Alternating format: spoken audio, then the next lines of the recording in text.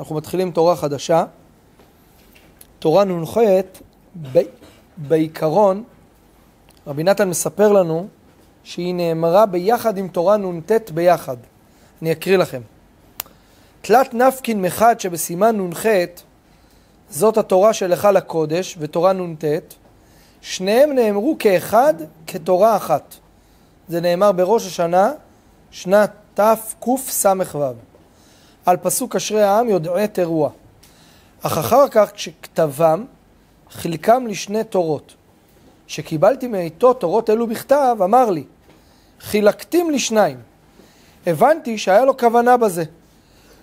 והשם יודע כוונתו עד כאן לשונו. זאת אומרת, קודם כל, צריך פה לעשות, רבי נתן גם עושה הרבה פלפול, איך הפסוק הזה מתלבש בתורות האלו, אבל באמת המקור של התורות האלו, הם היו תורה אחת, רבנו ראה לנכון לחלק אותם לשניים. זה הסיפור שמאחורי התורה. זו לא תורה ארוכה, אבל יש בה עומק גדול מאוד. טוב. הרב שאומר פה שאומר בראש השנה, אמר פה על ברצף 9 ימים או ספציפית על יום אחד? לא יודע, שאלה טובה. זה לפעמים ככה, לפעמים הוא התחיל, המשיך, כל מיני הזדמנויות.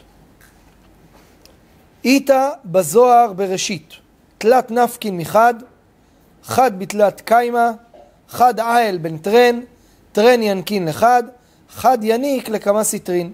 ככה מתחילה התורה. הציטוט הזה הוא מהזוהר הקדוש.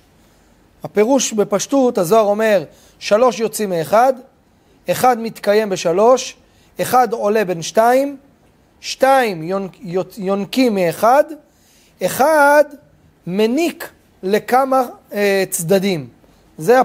זה הפשט בזוהר, זה פירוש המילות מה שנקרא, אוקיי? עוד שנייה נסביר מה זה בתורה פה, אבל קודם כל נראה את הזוהר. יצא השנה זוהר עם י"ט מפרשים. משהו פילי פלאות, מומלץ מאוד. אז הוא מביא ככה. תלת נפקם אחד, אומר ככה. יש לזה הרבה פירושים כמובן. מי זה הכתם פז? מי יודע? כתם פז, פירוש כתם פז. רבנו שמעון לוי. זה שחיבר את לך דודי, יפה, מגדולי מקובלי צפת.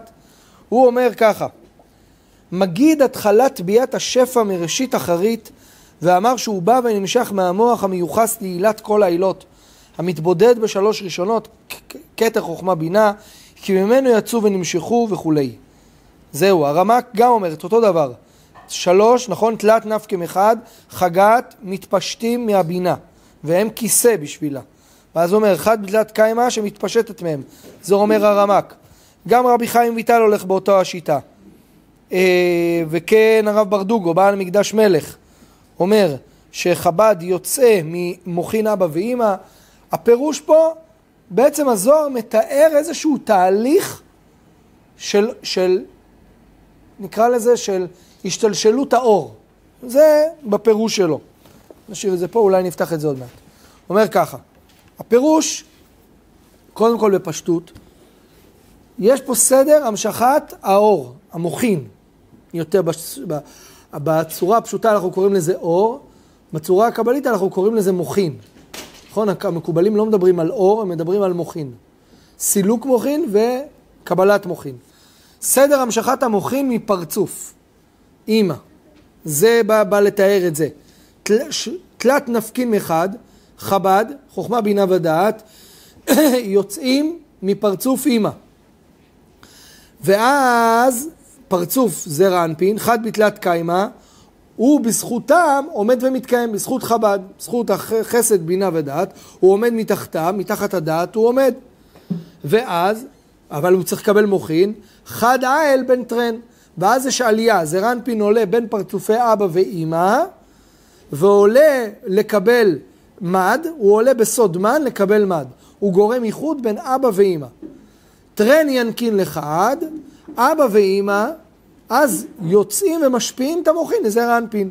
חד יניק לכמה סטרין. בזכות המוחין שאבא ואמא נתנו לו, אז הוא נותן מוחין לכל שאר העולמות, גם לסוף המדרגה שלו, אבל גם לביאה. זה הפירוש. כל זה יפה על פי קבלה. אבל איך זה בא לידי ביטוי בעניין שלנו?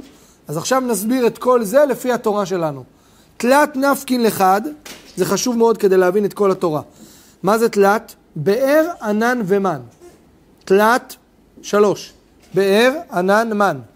נפקין מחד, הם יוצאים ממשה רבנו. חד, בתלת קיימה. משה רבנו קיים בזכות 3 האבות. חד על בן טרן, הוא עומד בין 2, בין אהרון וחור. טרן, ינקין לחד, והם יונקים משבת קודש. חד, אתמול. חור היה אתמול. חד, יניק לכמה סיטרין. שבת מניק ונותן שפע לכל 6 ימי החול. אז למה אני אומר את כל זה עכשיו? כדי שנבין את זה קדימה, התורה לא ארוכה מספיק. הלאה. א', תורה נ"ח אות א'. היינו, כי באר ענן ומן. אוקיי? היה לנו באר ענן, היה משמש להגן על עם ישראל מכל הצדדים. כמה צדדים? 6. 6 צדדים. אולי גם מפנימיות, אני לא יודע, זו שאלה טובה. כי באמת, מה שאתה אומר זה לא סתם, אתה לא אומר סתם 7.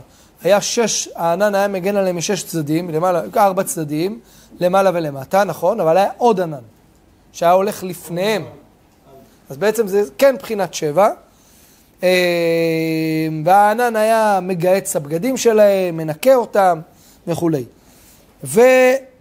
אז היה להם באר ענן ומן, המן, הבאר ממנו היו שותים מים, הענן בעצם היה דואג למלבושים שלהם גם, והמן איתו היו אוכלים.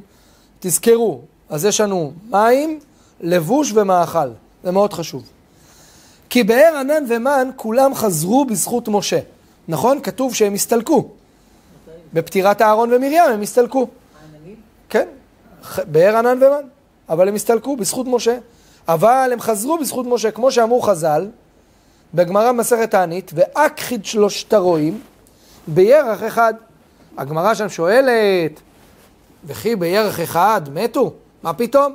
מרים מתה בי' ניסן, אהרון עוד מעט רבותיי, א' מנחם אב, ומשה רבנו בזין באדר. אז איך אתה אומר שכולם בירח אחד, בחודש אחד? יש פה ניסן, אב ואדר. ותרצו, כי בהסתלקותם של אהרון ומרים, אומר רבנו, נסתלקו ענן ובאר. נכון? הבאר בזכות מרים, הענן בזכות אהרון. יפה.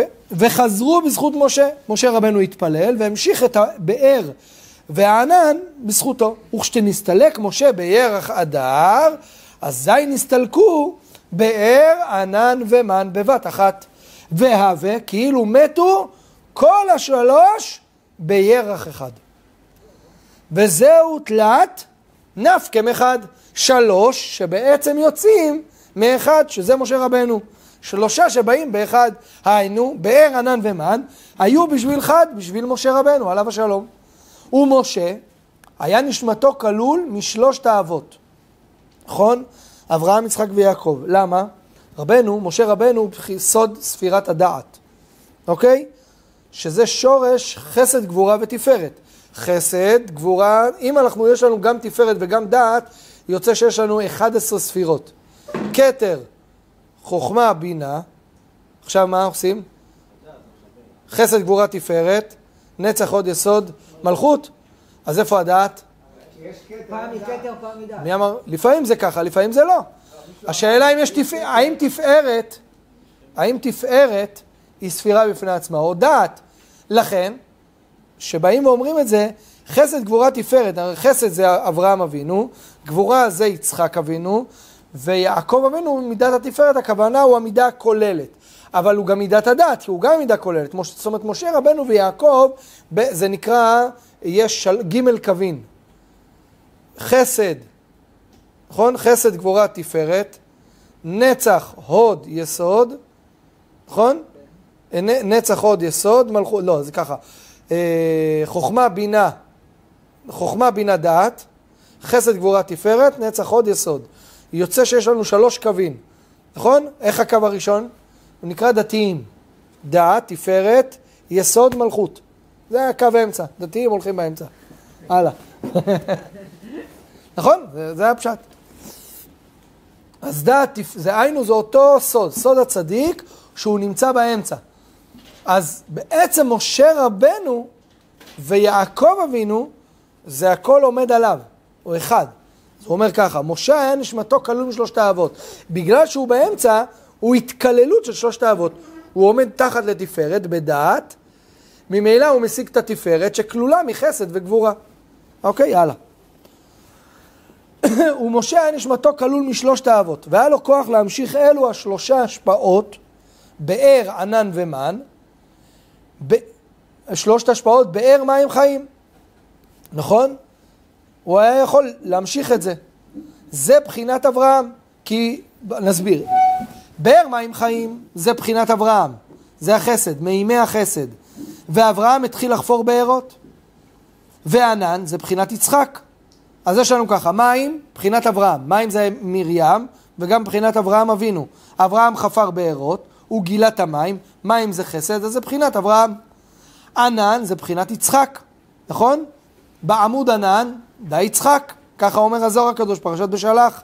גם כתוב, הגמרא מסכת ברכות דף למד ג' אומרת, הגשמים יורדים מהענן בגבורה, בסוד, גבורות גשמים. משמע שהגשם, המים, העננים, קשורים לגבורות גם.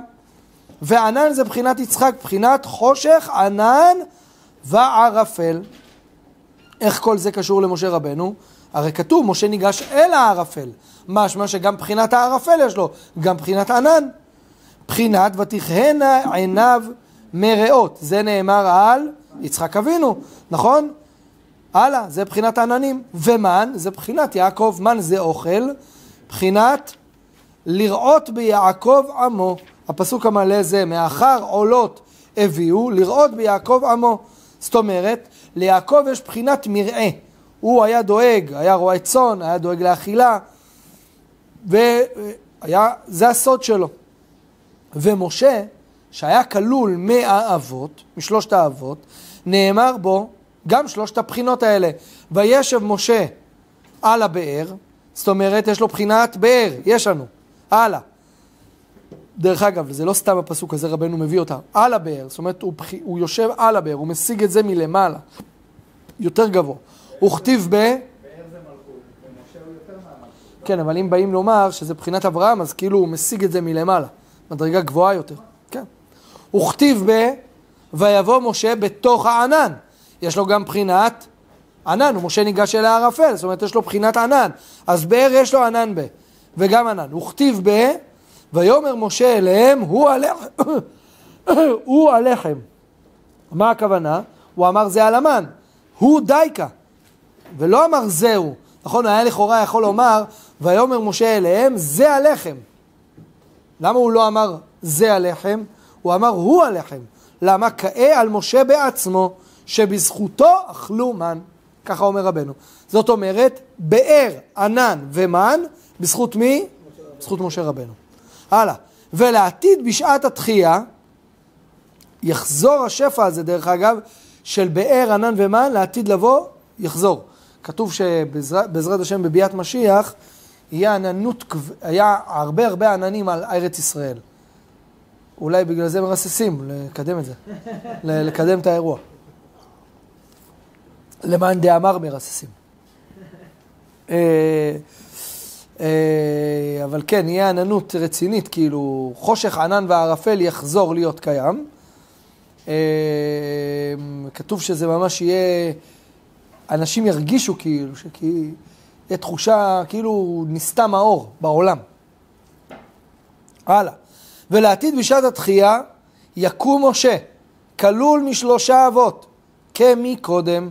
מבחינת מה שהיה, הוא שיהיה. לא יהיה שינוי. נכון, הגמרא הרי אומרת את זה, גם התיקוני זוהר מביא. חז"ל אומרים שלעתיד לבוא יבוא משה רבנו לגאול אותנו. זה לאו דווקא דרך אגב משה רבנו בעצמו, אלא נשמת משה רבנו תחזור לגאול אותנו. ממש.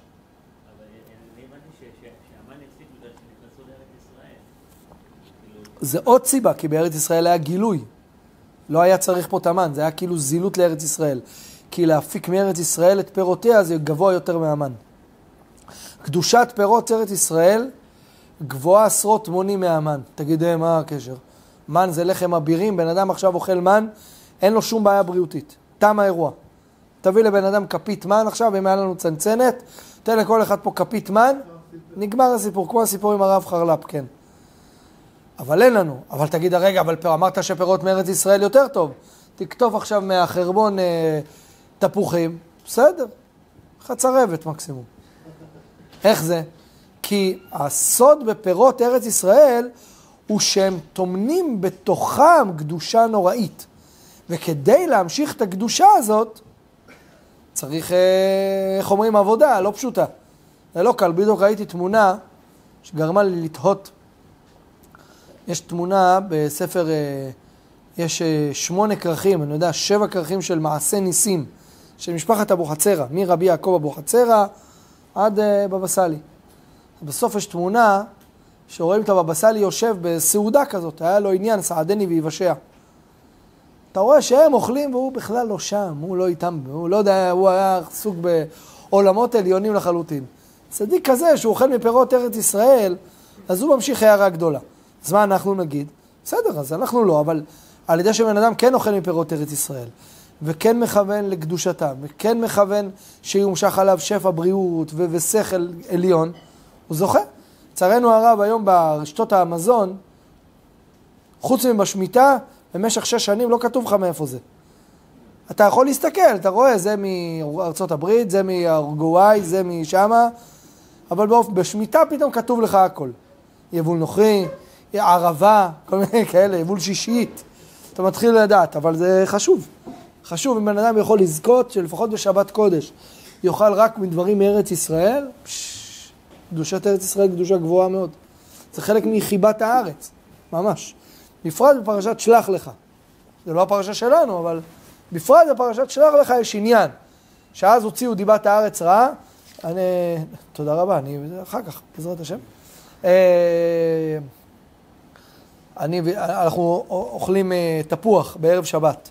קלפים, חותכים ואוכלים. זו סגולה גדולה להרבה מאוד עניינים. דעת עליונה וזה. ודאי חייבים קלף. ואז, חס ושלום, בלי ליצנות, קליפות. לא אוכלים קליפות בשבת. ואז אז אשתי מביאה תפוח. אני אומר לה, זה לא מארץ. צריך להביא מארץ ישראל. טוב, הבן שלי אומר, טוב, אין לך שכנים. הלך לשכנים ראשונים, הביאו לו תפוח, ואז בסוף הוא אמר להם, אבל זה מארץ ישראל? אמרו לו, לא, תחזיר.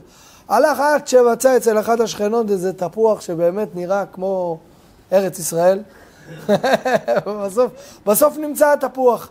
קילפנו אותו באהבה גדולה, אכלנו אותו, היה שווה להתאמץ, תפוח מארץ ישראל, בפרשת שלח לך. הם המרגלים הוציאו דיבת הארץ רעה, אנחנו צריכים לייקר את ארץ ישראל ואת פירותיה. אז אנחנו לא יכולים תמיד, כי אין מה לעשות, אין לנו ברירה, אין לנו הספקה, בסדר. אבל כשכן אפשרות, עדיף לשלם גם יותר. טוב, הלאה.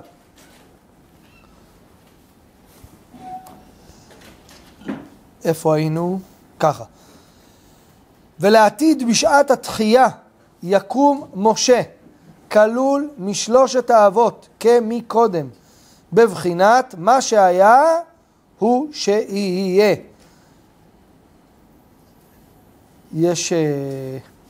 יש כללים בעולם. אחד הכללים הם שהקדוש ברוך הוא ראה שצדיקים מועטין הן, עמד ושתלן בכל דור ודור. ככה הגמרא אומרת. זה כלל אחד. כלל שני, שבכל דור ודור יש 36 צדיקים שרואים פני שכינה. ככה הגמרא גם אומרת. שמגנים. מובא אצל צדיקים שיש 36 בארץ, 36 בחול.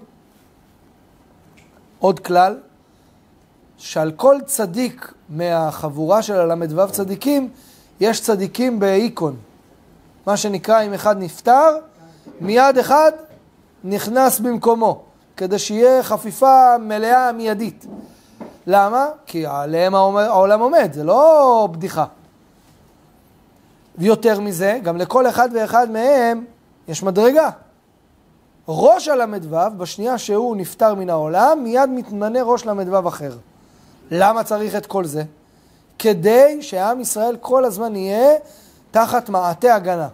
הם בצורה הגשמית עושים, יש חץ, פטריות, כיפת ברזל, כיפת סרוגה, לא יודע מה יש, הכל יורים, חיצים בשמיים, מיירטים, יירוטים, חשוב מאוד, שמע לי הוראות פיקוד העורף והצוואר. אבל יש גם מערכות הגנה רוחניות, שהם גדולי ישראל, הל"ו צדיקים, אנשי החסד, שהם על ידיהם ועל ידי פעולות שלהם, עם ישראל זוכה להגנה מאוד מאוד גדולה. אז אותו דבר, זה גם מה שהיה הוא שיהיה, מה שהיה, הרבה פעמים בן אדם אומר, טוב, אבל זה לא דורות קודמים. הדורות הקודמים, אתה יודע איזה צדיקים היו? משהו כל אחד פנתר עולם. זה לא עכשיו. אבל הבעיה שאמרו את זה, עמי ארצות גם בדור הקודם, על הדור שלפני הקודם. וגם עמי ארצות שלפני הדור הקודם קודם, אמרו את זה על הדור הקודם קודם קודם, שבדור הקודם קודם זה לא כמו הדור קודם קודם קודם. וכן הלאה, עמי ארצות הם לא מתחלפים. הם לא משתנים, הם רק מתחלפים. סליחה. למה? ככה זה העולם עובד. ממילא, הלקח הגדול הוא שאנחנו צריכים להבין שגם בדורנו, מה שהיה הוא שיהיה. זה חז"ל אומרים. בכל דור ודור יש גדולי ישראל, יש חכמי ישראל, יש צדיקים, יש בעלי רוח הקודש, ואדרבה, הם מתרבים. למה? כי כתוב שלפני, ככה הרמח"ל אומר, שלפני בוא משיח, התרבו בעלי רוח הקודש בישראל. ככה הרמח"ל אומר. ולכן, הכל תלוי באמונה שלך. אל תהיה עם הארץ. כן. שאל לאט לאט, הביאו לי פה דברים מעניינים. כן. בזמן הזה, הם קראו לי שהחפר אמר, שככל שזה תלוי, כמו שהוא אמר, שזה תלוי בבן אדם, בדור. עכשיו בדור הזה, הסתרים יותר? אני לא חושב שהם מוסתרים יותר או פחות מאשר דורות קודמים. אני חושב שההסתרה היא לא אצלם, היא אצלנו. אני אסביר. הדורות הקודמים, זה לא שלא היה ניסיונות. אוקיי, בואו ניקח 70 שנה אחורה. בסדר? תקופת כינון הארגון הציוני, הקרוי מדינה.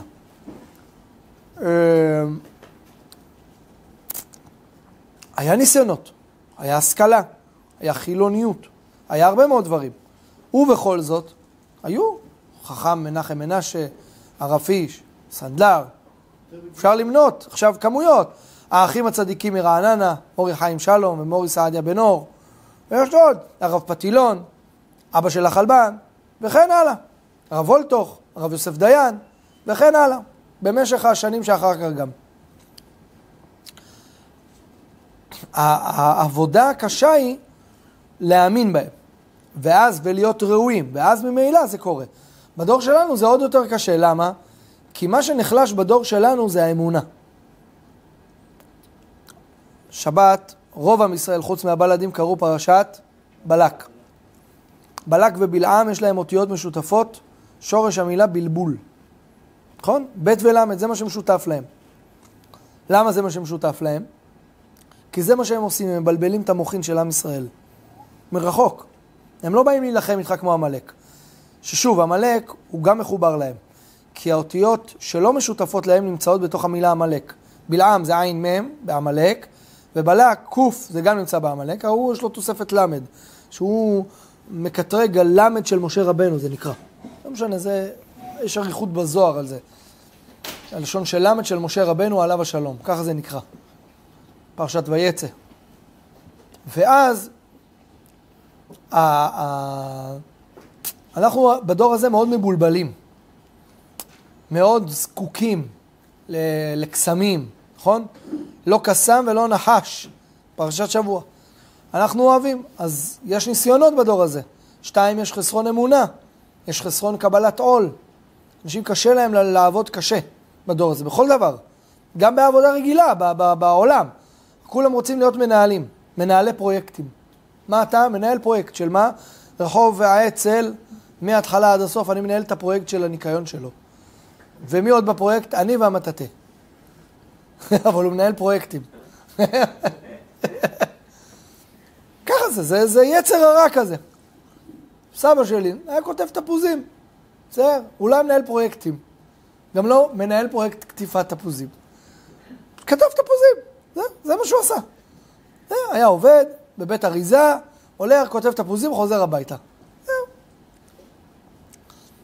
אנחנו דור שקשה לנו לעבוד, זה אחד. 2, ממילא קשה לנו לקבל שיש אנשים שהם יותר מאיתנו. כי אנחנו מקנאים, אנחנו מיד ניגשים במקום להתבטל לתחושת אפסיות וקנאה. וההפך של זה ביטול, וענווה והכנעה. קשה לנו להיות בהכנעה. קשה. למה? כי כל ההכנעה שלנו מבוטלת כבר לגיבורי על הסופרמן, התבטל עליו. ונדם. בטל, זה גיבור. רמבו, אני יודע, כל מיני כאלה. אז אנשים, המוחין שלהם כבר מקולקלים. פתאום בא בן אדם, נראה כמוך, מדבר כמוך, אבל רגליו בארץ, ראשו בשמיים. אנחנו דור שמתפעל מידענות ולמדנות וזכרנות וצטטנות. בדורות הקודמים זה לא היה. לא היה את זה. זה לא שלא ידעו, ידעו הכל. יותר גם מהדור הזה פי 4. אבל לא היה עניין בזה. הדור הזה, בגלל כל התחרותיות שבו, אז זה נכנס גם לעולם התורה. מחה. שמה? פה נכנס לשאלה, על מה בודקים? לא צריך לבדוק כלום, צריך להתפלל. אם בן אדם מתפלל בתמימות ובפשיטות, ועושה את עבודתו בתמימות ובפשיטות, אז השם יתברך. אם הוא צריך וראוי וזכאי, אז השם יתברך יזכה אותו. אם לא יעזור בית דין. הוא לא יזכה לכלום. גם אם הוא יתפוס לו איזה בעל קסקט, כזה או אחר. אנשים אוהבים קסקטים. אנחנו דור הקסקטים. אתה רוצה להיות צדיק נסתר? תלבש לבוש לא ברור עם קסקט. לך עם טלית בימות החול סתם. בכלל תעף. טוב. הנה, לא סתם אני משתעל. כן. זה שיר מה שהיה, העיקר להגיד מההתחלה. כן. וזה אומר מה שהיה הוא שיהיה, זה כאילו הפוך מהשיר. שם,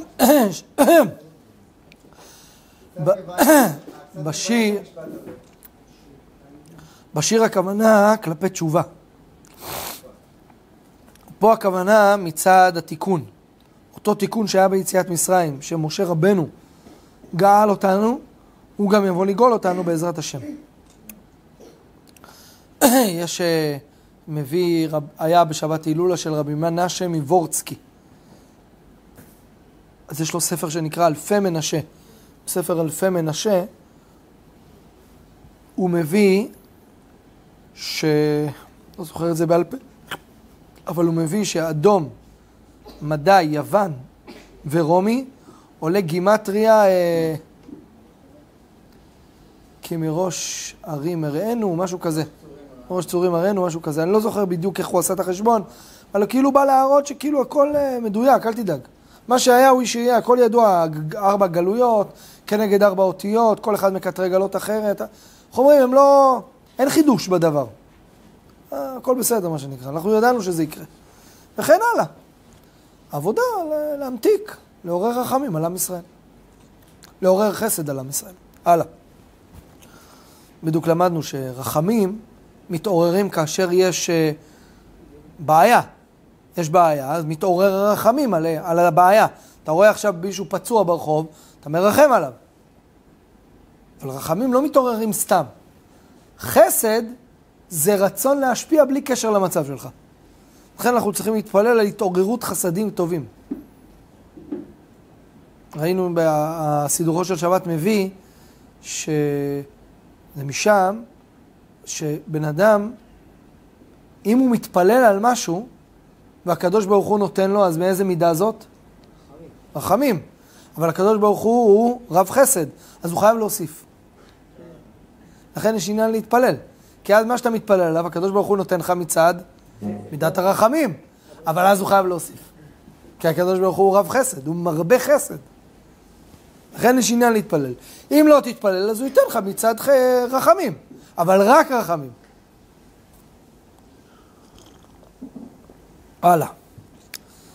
אתה רואה, רק התחלתי לדבר על זה. קטרוג, על הצוואר. לא פשוט.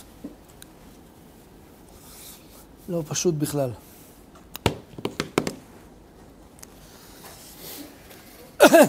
טוב.